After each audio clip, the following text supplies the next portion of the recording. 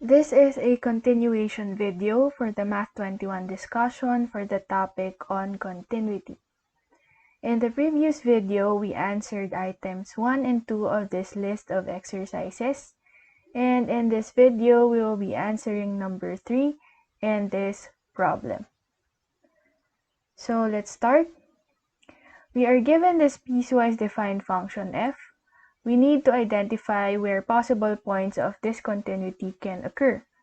But before we do that, let's examine this rational function first. Let's write the denominator in its factored form so that we can identify where it can possibly be undefined. So this is 3x plus 3 all over.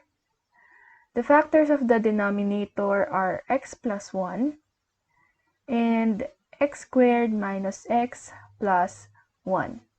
So we can see from the factors that at negative 1, the function is undefined. For the interval 1 to 2, take note that 2 plus the square root of 2 minus x is defined. And lastly, since x squared minus 6 is a polynomial function, it is continuous everywhere. So possible points of discontinuity can occur at x equals negative 1 and the endpoints of intervals, which are x equals 1 and x equals 2. So let's check for continuity at these values of x. Let's start with x equals negative 1. For f at negative 1, as we have mentioned earlier, and as you can see from this expansion, f is undefined. So f at negative 1 is undefined. For the limit of f as x goes to negative 1, take note, values close to negative 1 are in the first interval. So this is the limit of 3x plus 3 all over x cubed plus 1 as x goes to negative 1. Notice I didn't check for the left and right hand limits because the numerator and denominator have a common factor x plus 1, so that if we write this in its factored form, it is equal to the limit of 3 times x plus 1 all over x plus 1 times x squared minus x plus 1 as x goes to negative 1. So if we cancel x plus 1, we have the limit of 3 all over x squared minus x plus 1 as x goes to negative 1. We can get a finite value if we substitute negative 1 here. So this is equal to 3 over 1 minus negative 1 plus 1. And the limit is equal to 1. For this step, if you wish to check for the left and right hand limits, that is fine and you will get the same result. Okay, so the function is undefined at negative 1, but the limit exists. Hence, f has a removable discontinuity at x equals negative 1. Now let's check for continuity at x equals 1. F of 1 is equal to, take note that x equals 1 is in this interval, so the function value is equal to 2 plus the square root of 2 minus 1, which is just equal to 3. Now for the limit of f as x goes to 1 from the left, this is equal to, the values close to the left of 1 are in this interval, so the left-hand limit is equal to the limit of 3x plus 3 over x cubed plus 1 as x goes to 1 from the left. Evaluating at 1, this is equal to 6 over 2, or this is equal to 3.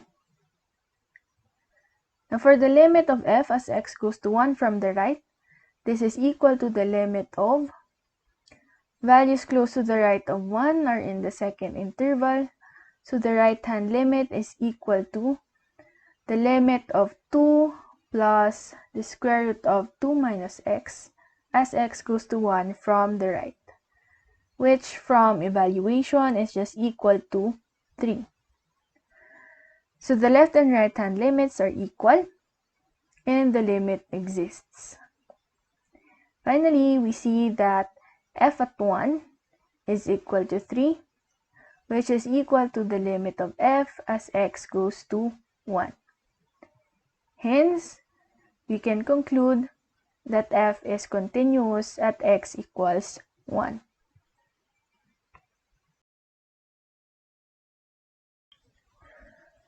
Lastly, for x equals 2,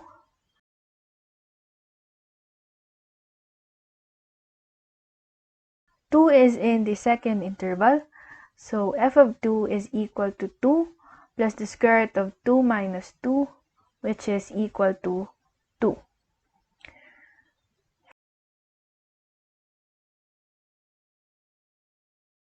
For the limit of f as x goes to 2 from the left, this is equal to the limit of values close to the left of 2 are in the second interval, so this is the limit of 2 plus the square root of 2 minus x as x goes to 2 from the left. And this is just equal to 2. On the other hand, the limit of f as x goes to 2 from the right is equal to the limit of values close to the right of 2 are in the third interval, so this is the limit of x squared minus 6 as x goes to 2 from the right. And this is 4 minus 6 or negative 2. So the left and right hand limits are not equal, and so the limit does not exist. Hence, we can conclude that f has a jump essential discontinuity at x equals 2.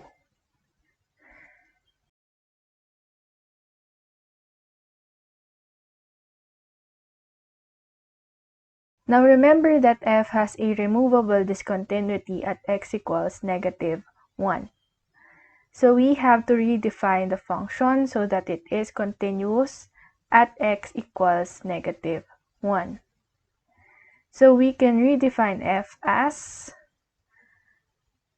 we exclude x equals negative 1 in the first interval because that is where the removable discontinuity occurs. So that is f of x is equal to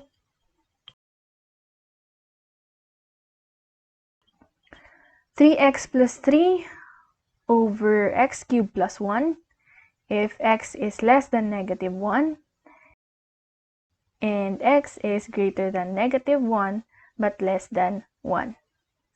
And we assign a value to x equals negative 1 so that f will be continuous there. Since we have computed the limit of f as x goes to negative 1 to be 1, this is the function value we will assign to negative 1. So f of x is equal to 1 if x is equal to negative 1. And now since f doesn't have a removable discontinuity anywhere else, we just copy the rest of the piecewise defined function.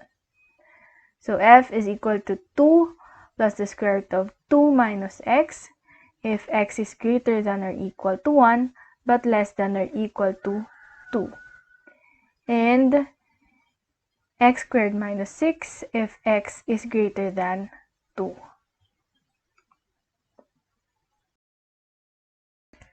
Now let's go to the last item.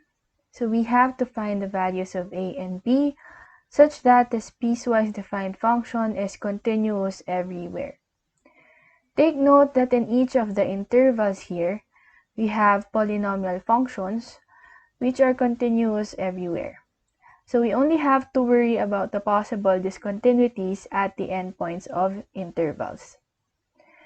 So we want f to be continuous at possible points of discontinuity, which are at x equals -2 and x equals 1. The solution is similar to the previous items. We check for continuity at these x values. So for x equals -2, for the function value, -2 is in the second interval, so substituting, we have 3a times -2 plus b. This is equal to -6a plus b. Now for the limit of f as x goes to -2 from the left, values close to the left of -2 are in the first interval. So this is the limit of x plus 2a as x goes to -2 from the left, which is equal to -2 plus 2a. And for the limit of f as x goes to -2 from the right, values close to the right of -2 are in the second interval. So this is the limit of 3ax plus b as x goes to -2 from the right, which is equal to -6a plus b. Now remember, we want f to be continuous at x equals -2. That is, we want the limit to exist, and the limit will exist if these two limits are equal to each other. So, -2 plus 2a must be equal to -6a plus b. I will combine all terms with unknowns to the left side and constants to the right. So we have 8a minus b equals 2. Let's label this equation as equation 1. So we do the same thing for x equals 1. For f at 1, 1 is in the second interval. So substituting, this is 3a times 1 plus b, and this is equal to 3a plus b. And for the limit of f as x goes to 1 from the left, values close to the left of 1 are in the second interval.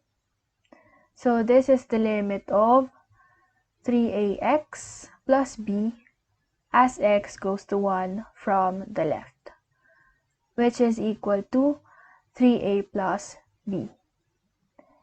And for the limit of f as x goes to 1 from the right, values close to the right of 1 are in the last interval. So this is the limit of 3x minus 2b as x goes to 1 from the right, which is equal to 3 minus 2b. Again, we want f to be continuous at x equals 1. So these limits must be equal to each other. 3a plus b should be equal to 3 minus 2b.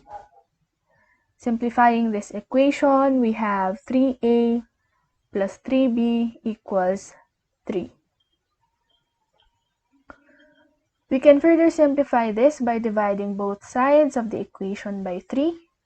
So we have a plus b equals 1. And let's label this equation equation number 2. Notice that equations 1 and 2 form a system of two equations in two unknowns. So we can solve for a and b by solving this system. Solving for a and b from equations 1 and 2, we can use elimination. So let's just rewrite both equations here.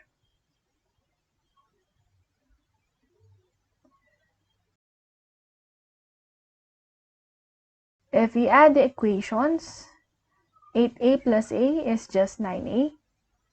Negative b plus b is 0. And this is equal to 2 plus 1, which is 3. So we have 9a equals 3. And dividing both sides by 9, we obtain the value of a, which is 1/3. So substituting a equals 1/3 to either of the equations, I chose equation 2 here. We get the value of b, which is 2/3. So let's conclude. Thus, for f to be continuous everywhere,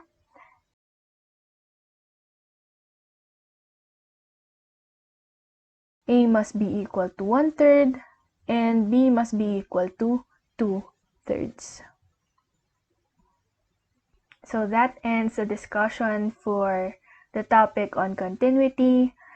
If you wish to answer more exercises, there are supplementary exercises in the module for Math 21.